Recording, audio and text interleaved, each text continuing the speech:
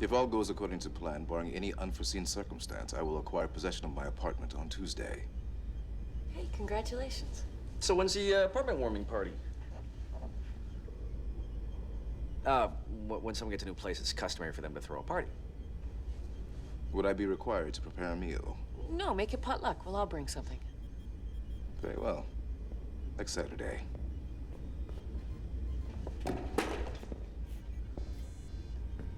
I'm only going to say this once, Carter.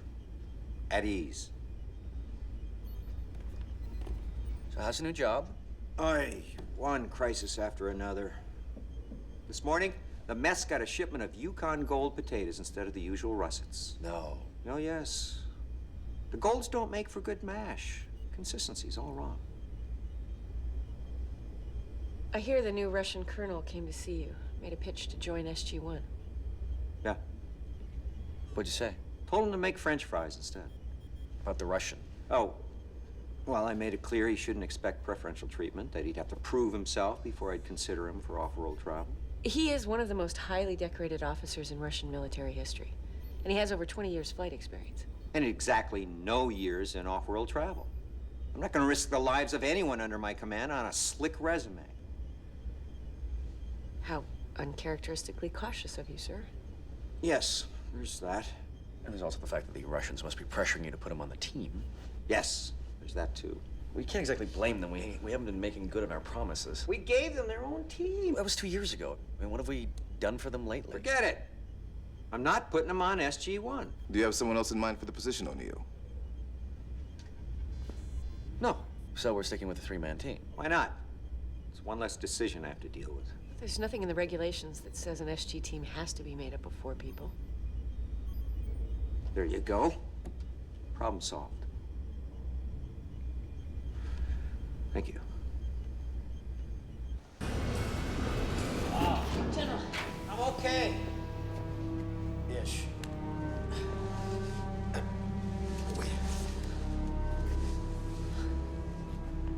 You got through, didn't you? Sort of.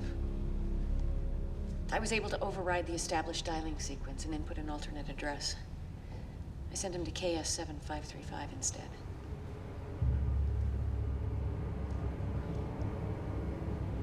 Chilly. How was it? Was it fun? Indeed. You died well in battle, O'Neill. Obviously, there's something defective with this thing. Agreed. An Anubis drone is a far more formidable warrior than this simulation would suggest. What? No, we've been working on this chair for 2 years to make it a viable virtual reality training tool for SGC personnel. You have failed. He's nothing if not honest. Well, I mean, maybe we could, it could use a little more work, but... Can you make it harder, more difficult? Well, I mean, we can input the parameters for different scenarios, but the vast majority of the simulation array comes from the mind of the user. The programming is actually built by interfacing memories from the individual's consciousness with the chair's matrix. Carter, all I heard was Matrix, and I found those films quite confusing. I think what Dr. Lee is trying to explain is that the simulation actually learns its realism from the person using it. Yeah, no, we've built it, we tested the software extensively using a variety of subjects. Obviously, no one with teal'c's field experience. Subjects. To whom do you refer?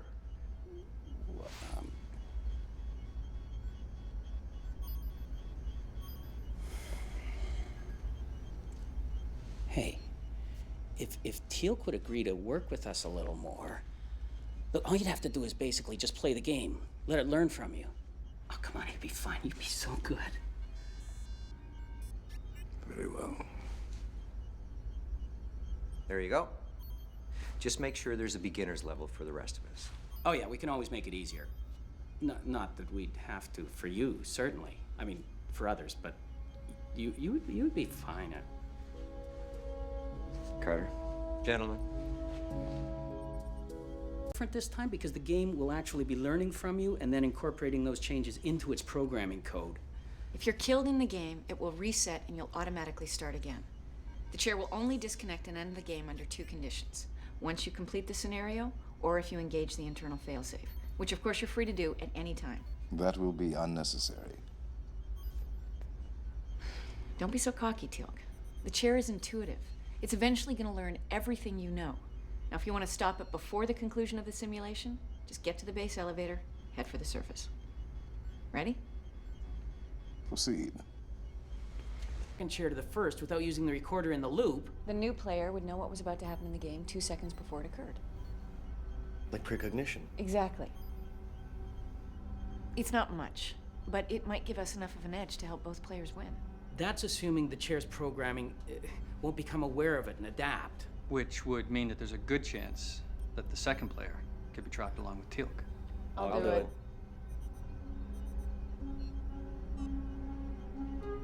Burns as Goa'uld. Thank you. And don't worry, I won't say a word about your feelings for... This is such an honor. I don't know how to thank you for all you've done for our planet. There are not enough words. It's nice to meet you, too. Joe Spencer. I was particularly impressed with the time you blew up that sun. Well, thank you. I had a bit of help. And as far as this whole Pete Shanahan thing goes, Dr. Jackson, can I just say, thank goodness you're back. Not that Jonas was a bad guy, but after all you've been through together, you belong here with SG1. Thank you, Jack. He's a barber. Broke into your house? Yeah. Second week in a row. Mm-hmm. Alarm. I'm thinking dog. You could try locking your front door.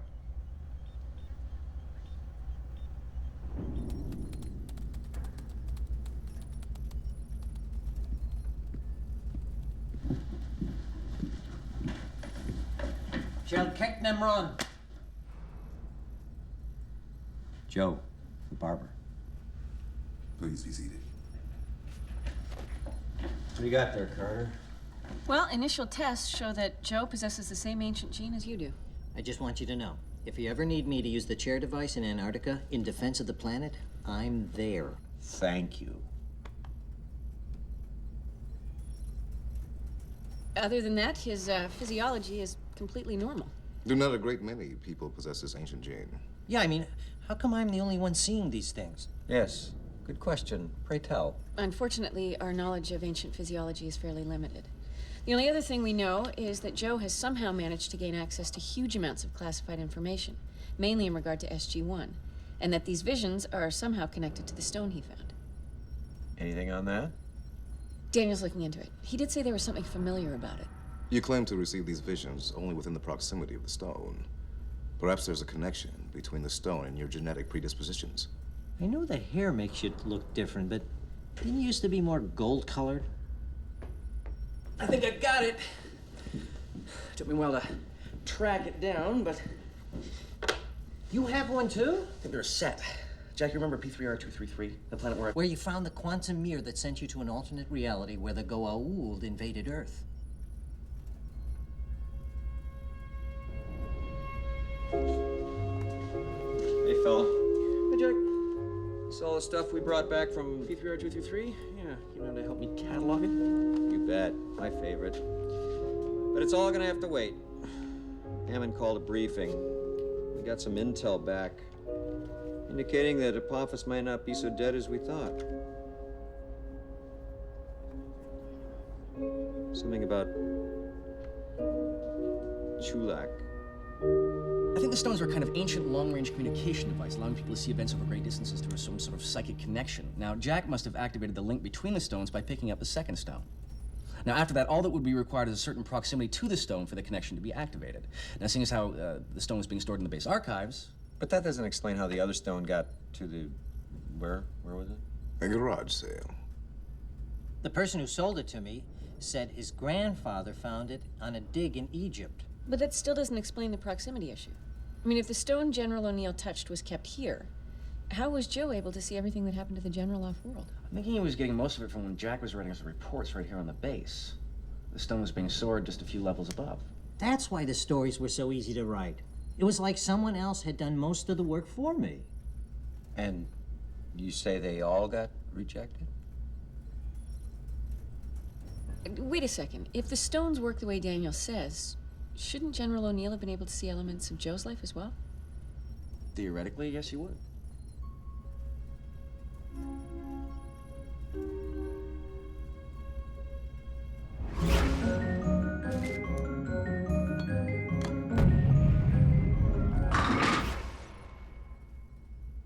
Bowling league Thursday nights? You saw that? You got game, son. Wait a minute, Jack, you've been seeing parts of the life of a barber in Indiana for 7 years and you never mentioned it? Yeah, sure I did. I know I did. No, you didn't, sir. I didn't. You didn't find that the least bit odd? Actually, no. I found it quite relaxing.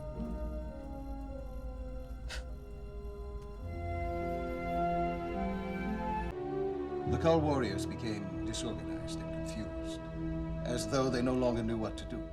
They no longer had a master to serve. After that, they were easily defeated. Many Jafar lost their lives at Takara. Those that survived are united as never before. And we are in agreement. The weapon must be destroyed. Well, that's good.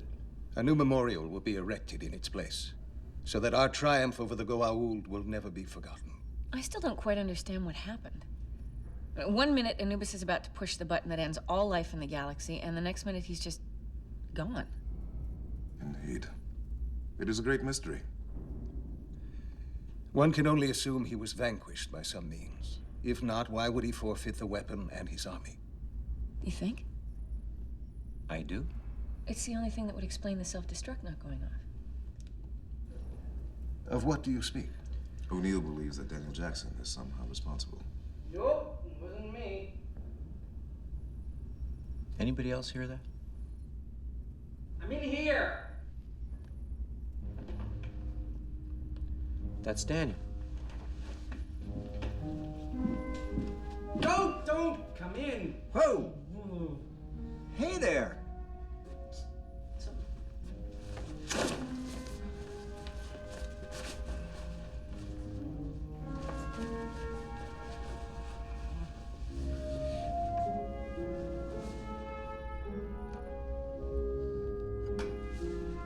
It's long story.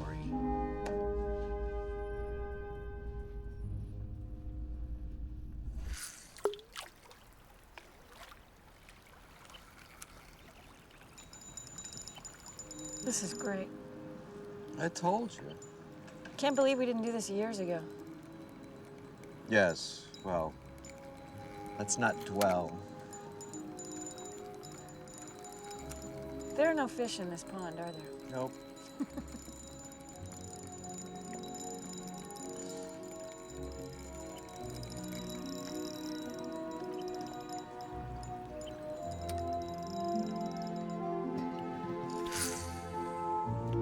Nice.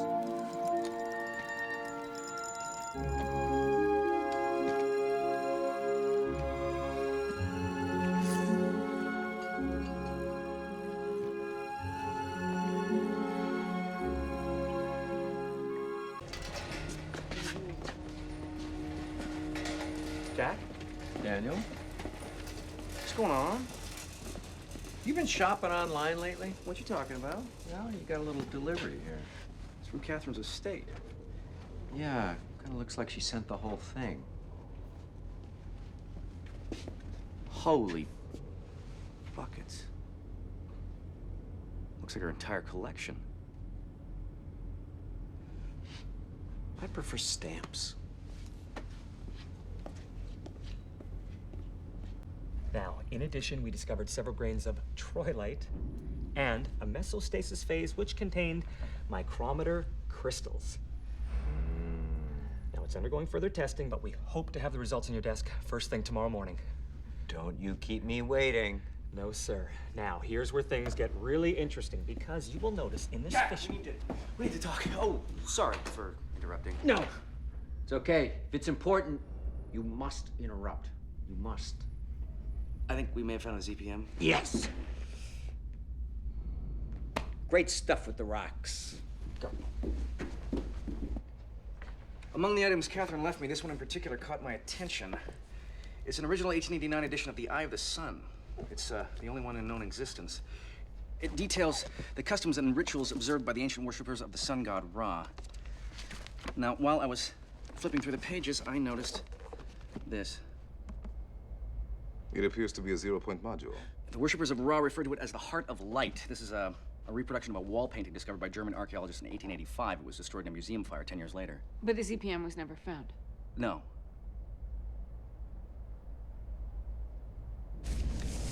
We did an extensive satellite sweep of the Giza Plateau, searching for an energy signature like the one given off by the ZPM we found near Teal'c. Even if it's buried under dirt and rock, we should have been able to detect it. We found nothing. I'm sorry, Daniel, but if it's there, it's probably been depleted. No, I don't think so. According to the text, it was a religious artifact, an icon. It was never used as a power source. It is possible Ra simply took the device with him when he left Earth. In which case, it could be anywhere by now. We don't know where it is now, but we do know where it was. Giza, 3000 BC. You can't be serious. What? It's the only way. What? No, we agreed. If I have to say what one more time, heads are gonna roll. We have a time machine. We can go back and get the ZPM. She wouldn't let me go back and watch the Cubs win the World Series. Jack, this is a unique opportunity. Ra never knew what he had, which means we can go back and take it without adversely affecting the timeline. Actually, sir, he may be right about that. You're on board with this? I'm not happy about it, but we don't have any historical evidence to show that any Goa'uld has ever used a ZPM, in which case, it wouldn't be missed. We would have to be extremely careful to minimize our interaction with the people of the period. Yeah, there's that. But I thought you said you couldn't get it to work. No one at Area 51 has been able to engage the time device. In fact, they've barely gotten the ship off the ground, but you were able to fly it without too much difficulty. Indeed. You have demonstrated an exceptional ability to control ancient devices. Jack, think about it. With a fully functional ZPM, we could power Earth's defenses and open up a wormhole to the Pegasus galaxy.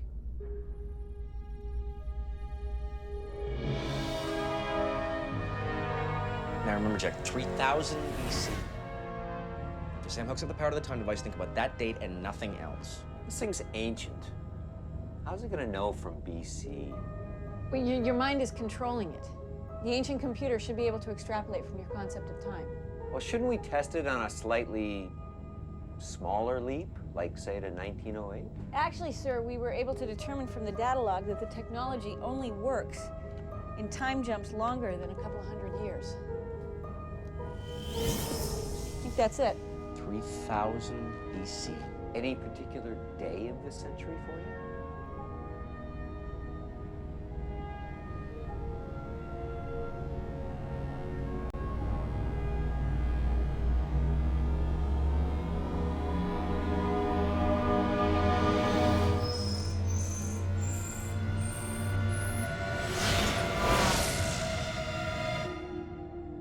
What happened? I didn't feel anything. The time machine pulsed. Try the radio. Stargate Command, this is Daniel Jackson. Do you read? Stargate Command, this is Daniel Jackson. Come in, please.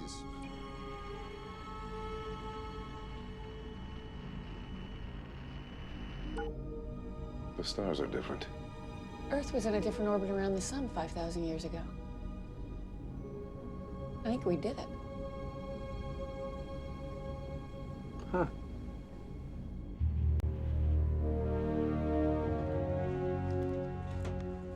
Can't believe I'm finally gonna get proof that the Great Pyramids predate the 4th Dynasty. So what are you gonna do? Stand in the picture holding a newspaper with today's date?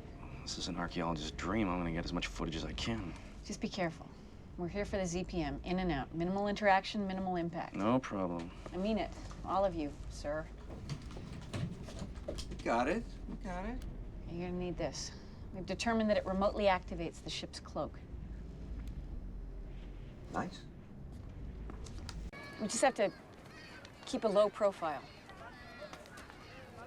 Yes. But more importantly, did they say what was for dinner? What? Years? Sir, we don't have a choice. Carter, what about the ZPM? I mean, if we wait, we lose any chance of getting it back to our time. Preserving the timeline is more important. For all you know, things could get better.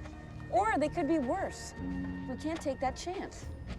Well, I know a way we can get the ZPM back to our time even if we don't. But a month before we left, there was an archaeological dig that uncovered a First Dynasty tomb near Giza. All we have to do is bury the ZPM in that tomb, let them find it, and maybe our future selves won't have to take on this mission. Wow, that's bizarre, but it just might work.